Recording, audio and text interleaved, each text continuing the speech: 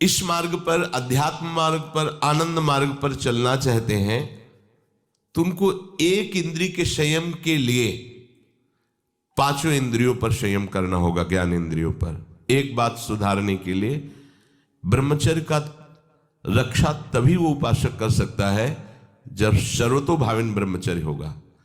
एक जनेन्द्रीय के ही ब्रह्मचर्य की पुष्टता का जब आप लक्ष्य कर लोगे तो उसकी पुष्टता के लिए आपको सर्वतोभावेन ब्रह्मचर्य धारण करना पड़ेगा।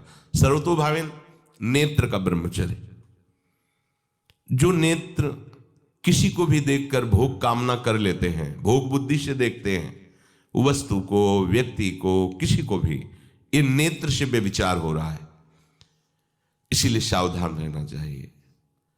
जैसे नाटक, सिनेमा आदि हैं, वहां तो जान रहे हो चित्र हैं, पर उनमें जो अभिनय करने वाले जन हैं वो तो संसारी जन ही है ना।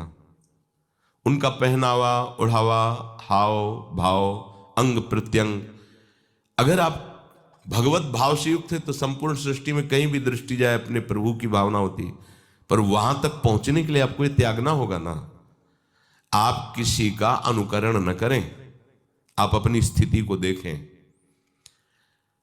अगर आप किसी का अनुकरण करते हैं कि हमने उनको देखा है वो टीवी देख रहे हैं, तो टीवी में क्या देख रहे हैं, कहाँ स्थिति है, हमें क्या पता। हमको जहां पहुंचना है उसके लिए हमारे लिए बाधक है, हमें नहीं देखना है। अगर आप माना कि कोई नाटक ही देख रहे हैं, कोई ऐसे सीरियल ही देख रहे हैं, पर उसमें अभिनय करने वाले तो संसारी भोगी पुरुष ही है ना। आप कोई त्यागी जितेंद्रीय महात्मा को थोड़ी देख रहे हैं, तो उस देखने में तन्मयता आती है। जिसको हम देखते हैं उस पर हम आसक्त होते हैं, तभी तो उसका सुख दुख अनुभव होता है।